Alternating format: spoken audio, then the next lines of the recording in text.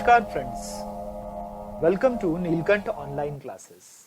Today I am going to start a new series of class 11th class psychology for English medium students. This is beneficial for the class 11th students who are pursuing psychology as a subject, as well as the class 12 students who want to revise the class 11 syllabus, as the class 11 syllabus is important for understanding the concepts of class 12th psychology. This video is also beneficial for all the students pursuing psychology as a subject, because class 11th and 12th are the basics of psychology. The students, the learners who are studying education psychology, our teachers, or the other branches of psychology, these lectures are also important for them. So let us begin the chapter.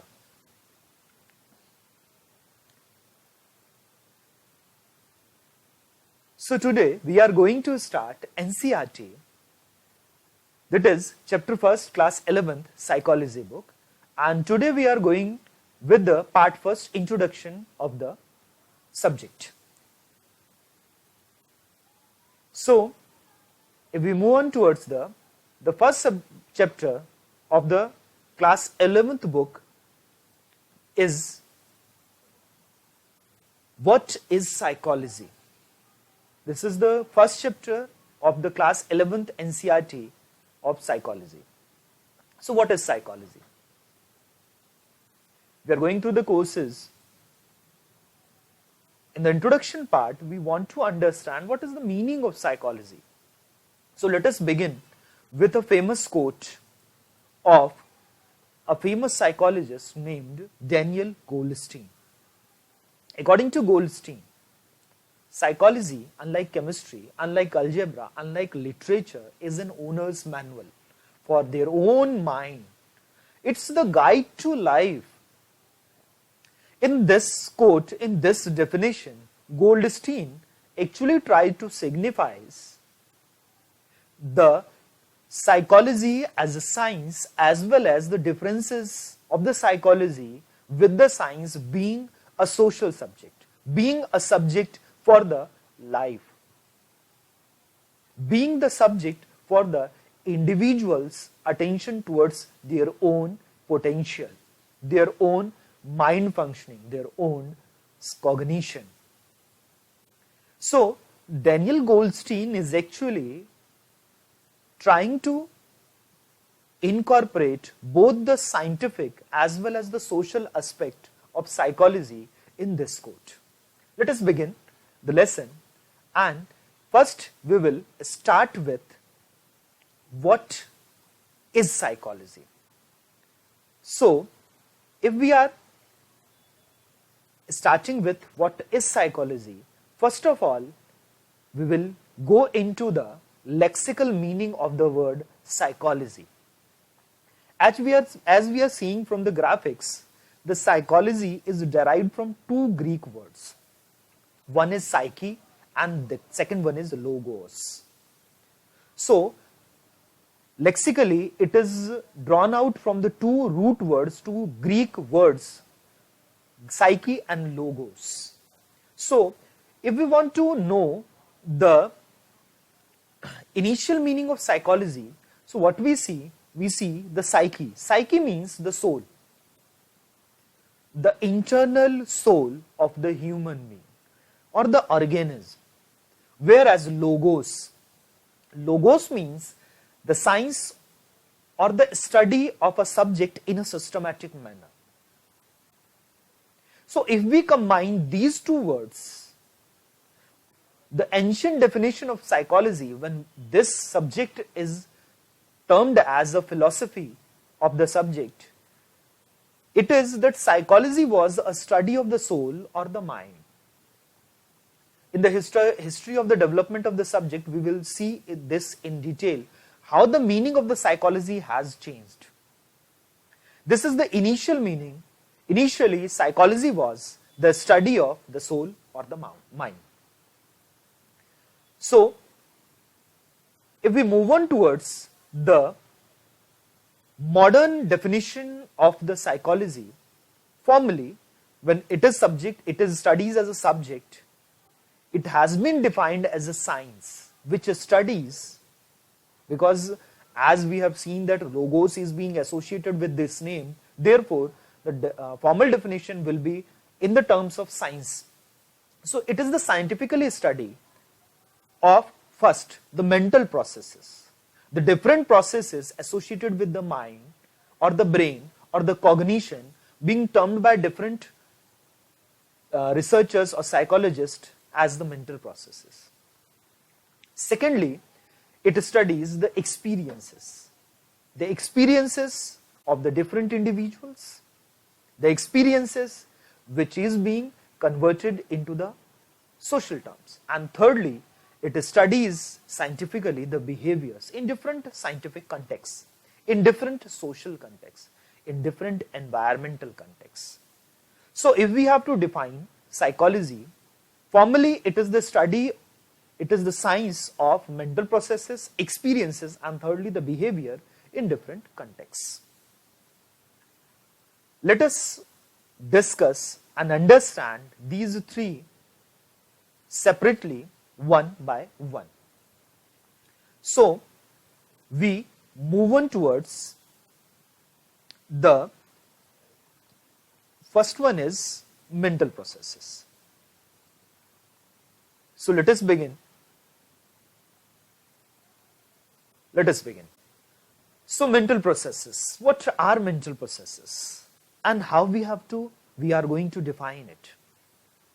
Why are they important for the study of psychology? Let us begin. So mental processes are the experiences, internally experiences which signifies the state of consciousness or the awareness of the consciousness. They are called mental processes. What is the consciousness and what is awareness? Let us see an example. You are going through a road. It is a lonely road. You see a dog. The dog also sees you. On seeing you, dogs stand up, becomes alert, and as you approach towards him, he start barking and start running towards you.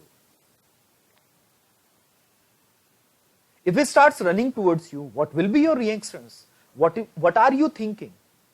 You may think that it will bite you. You may start running away from the dog. Different things which your brain is actually experiencing. Why it is experiencing? When you are thinking, when you are trying to solve a problem, when you are trying to know, or when you are trying to remember something. At each juncture, at each situation, you feel the state of consciousness. You feel that your brain, your cognition, your mind is actually thinking. And those processes which you feel, which you experience internally as a person, they are the mental processes. So if we are talking about the mental processes are also called mental functions, and they are different things which an individual can do with their mind. In the later years, psychologists termed them as cognition or as brain activity. Also, what we see that if we want to have it, if we want to understand it, if we want to know it, the mental functions are called as perception or the memory or the thinking or the volition or the emotion or different things which we actually are doing. So whenever we are talking about the mental processes, we are talking about these terms which we generally associate with. So if we further discuss about the mental processes such as remembering, learning, knowing, perceiving, feeling are actually generating a lot of interest. It is generating a lot of interest towards the. So whenever we are talking about what we see that mental processes such as remembering, learning, perceiving, feeling they are the interest to the psychologist. Why the psychologists take interest in these mental processes? Why it is important that in psychology we have to study them? In the later part of the topic we will study why it is important. For the time being, we just try to understand that as a psychologist, what they are trying to do. Psychologists are trying to improve the life quality of the human beings. They are actually want to improve the society. So, whenever we see what we see that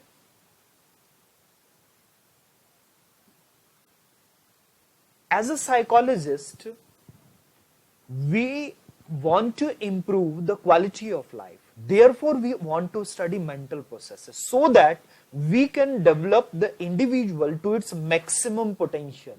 We can improve the quality of life of the individual.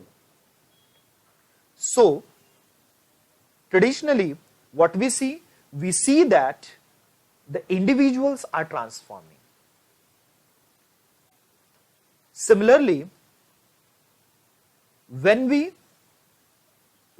understand that what we want to do, we want to move, if we want to study the mental processes, then we have to see where we can study the mental processes, and here comes the next two terms.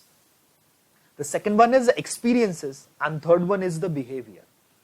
Experiences which we study, which we understand internally in our brain, where behavior which are being seen by the individuals outside whenever we are functioning within the society. So, let us begin the second aspect of psychology, and that is the experiences. So, what are experiences? So, psychologists study experiences of the people. That is the second aspect. Experiences are subjective in nature. Like earlier we have taken the example of the dog. We again take the example of the dog, but we see why the experiences are subjective. There are two individuals. One individual, when dog becomes alert and start running towards the individual, he becomes elated. Why so? Why he is elating? Why he is feeling the joy? Because the dog is the pet dog, and on seeing him, he is running towards him, and the individual hugs the dog and they start playing. So the individual is experiencing the joy, whereas the other individual in the same scenario, he doesn't know the dog, and when the dog starts barking and start running towards it, he feels the fear that the dog can bite him, and on seeing the dog, he starts running out of fear. So in both of the examples, in both of the situations, the stimuli, dog, is the same, but the experiences of both the individual are different. Therefore, we have to say the experiences are subjective in nature. Second, we cannot directly observe or know someone else's experiences. We can know our own experience, we can be aware about our own experience, but we cannot understand the experience of the other, because the individual is conscious about their own experience. Thirdly, when we talk about experience, we see that experiences are embedded in our awareness or the consciousness. Without the conscious effort, we cannot have the experiences. And lastly, what we see, experiences are influenced by internal and the external conditions of the experiences. Like let us see the same scenario when an individual is emotionally turbulent, when he has boss has a fight with his wife and he is coming to office. What happens? Individual employee, he actually reports him some mistake, and the anger which he is feeling due to the emotional turbulence at home, he starts shouting on the employee with a simple small mistake. Whenever in other condition, when he has just enjoyed a hearty discussion with the kids, he comes to the office, the same individual employee is reporting the same mistake conducted by him, and he is suggesting him that how these mistakes can be avoided. What we see, the internal and external condition of the experiences are different, therefore the same report of the problem is being termed as differently by the individual. So what we see that experiences influence the internal and external conditions, and therefore they are experiencing this different things for the same stimuli, for the same object, for the same subject, for the same situation, or for the same different persons. So the nature of experience can be understood by analyzing the complex set of internal and external conditions, and this gives us the definition of behavior. So what are behaviors? So when we are talking about the behavior, what we see that the behaviors, they are different. Whenever we are talking about the behaviors are the responses or reactions we make or activities we engage in. So if we have to define the behavior, we can define the responses, we can define the reactions, we can define the activities we engage in. Secondly, behaviors may be simple or complex, short or enduring. Behavior can be internal or external. All behaviors are associated with something in the environment that are called stimuli, and that changes internally. So when we talk about the behaviors, what we see, some individuals, some psychologists study behavior as the association between these stimulus and the responses we make, the reactions we make. So stimuluses which we are actually receiving, experiencing from the environment, and responses which we are actually making from our consciousness. So both stimulus and response can be internal and external, and this gives the behaviors that can be classified into internal or external.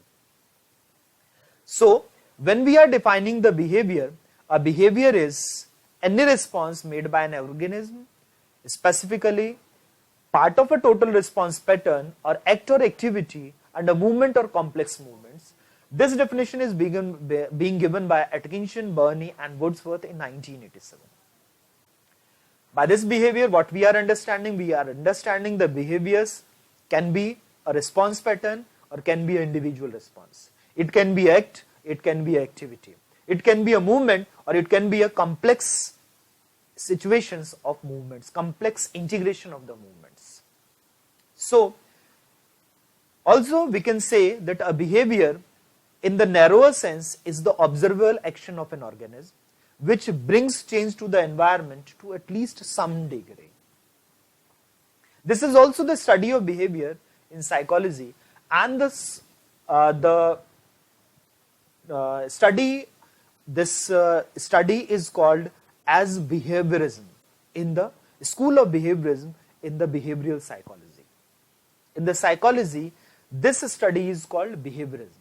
This has started the school of thought which is called behaviorism.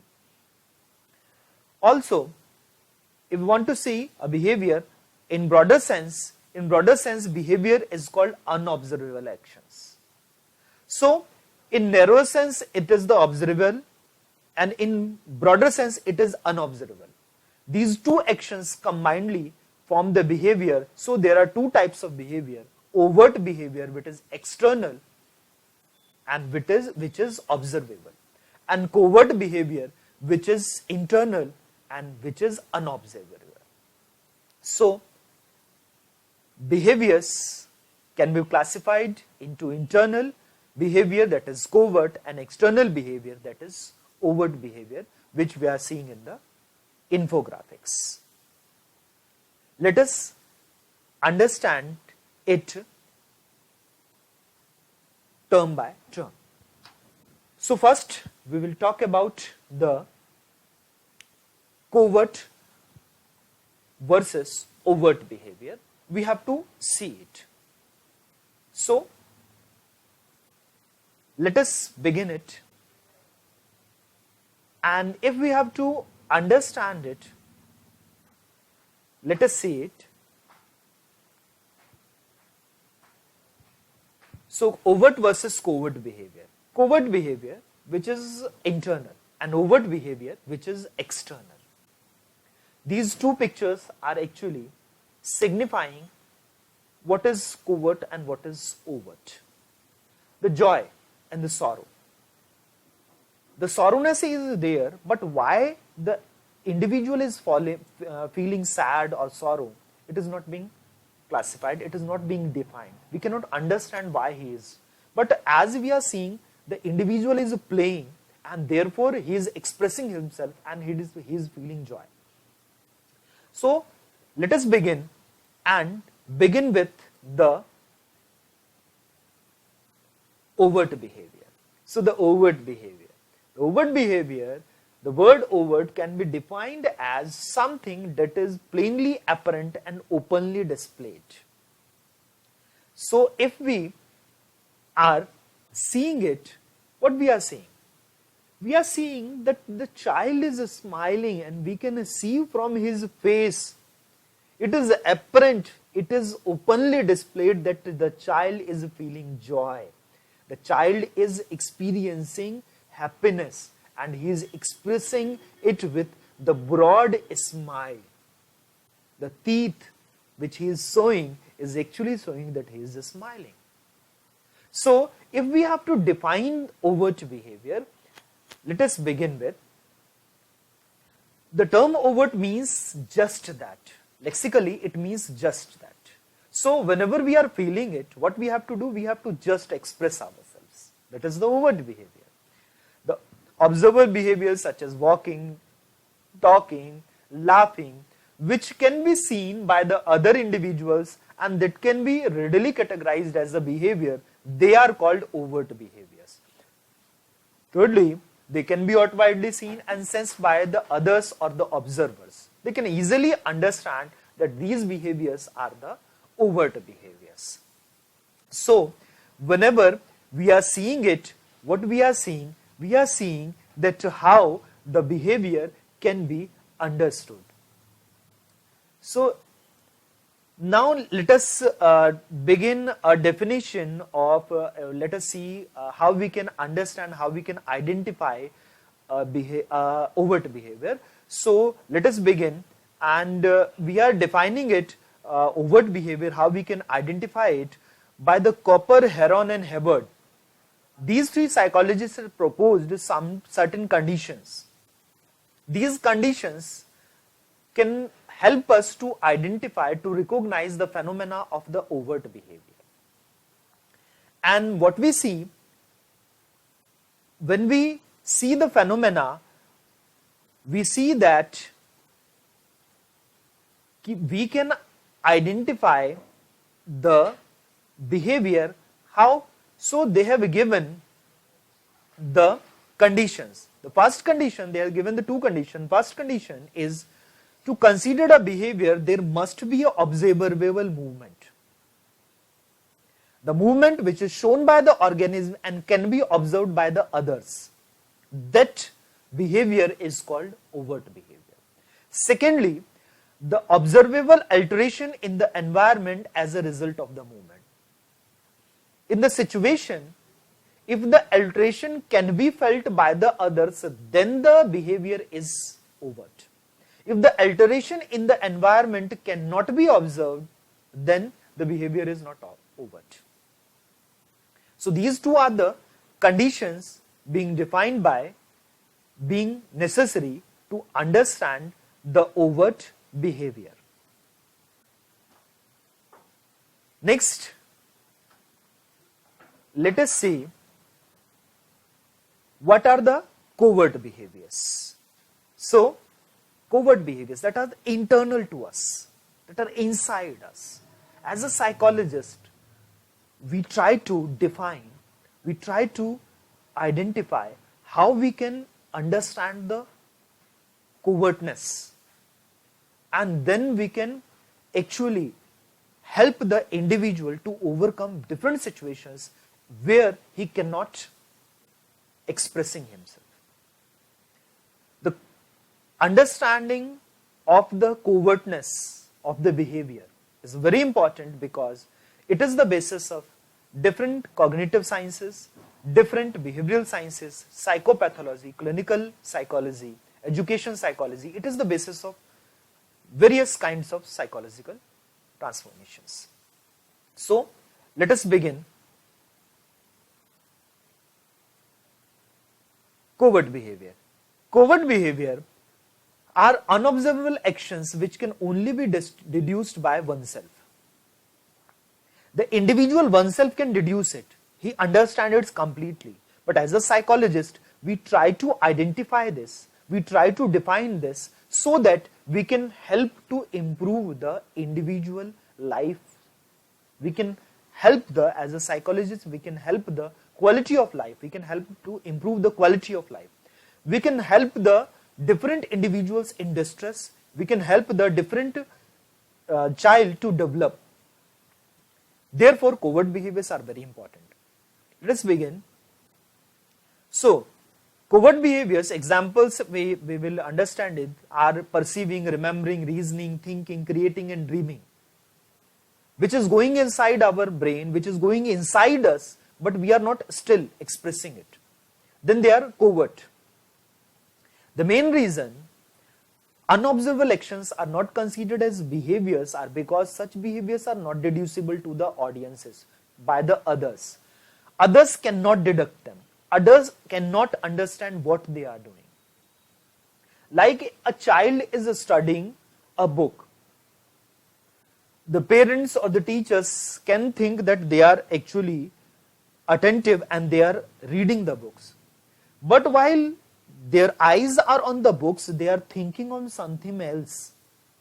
It may be that they are thinking about some jokes, they are thinking about some movies, they are thinking about something being said by the peers, by the friend which is sitting next to him. So, covert behaviors, they are not deductible by the others, by the audiences. Therefore, they are called, there are some psychologists, they do not initially felt that these are called, they should be called behaviors. Next, what we see? Next we see covert behaviors have huge influence on overt behaviors, because whenever we are seeing overt behaviors, initially there's some kind of covertness, there's some kind of thinking which is not being reflected. For instance, thinking, reasoning, reading in silent are covert behaviors. Behaviors that are hidden, but these behaviors directly impact the way the person behaves in actions they perform. Different actions, whenever they are performing it, they are actually thinking before performing them. Therefore, these things, the covert behavior is important. So, if we are not understanding covert behaviors, we cannot understand proper reason behind a overt action of the individual. So, this is the introduction part of the chapter 1st of class 11 psychology. In the next unit, we will understand the different aspects of studying the psychology. Thank you for the time being.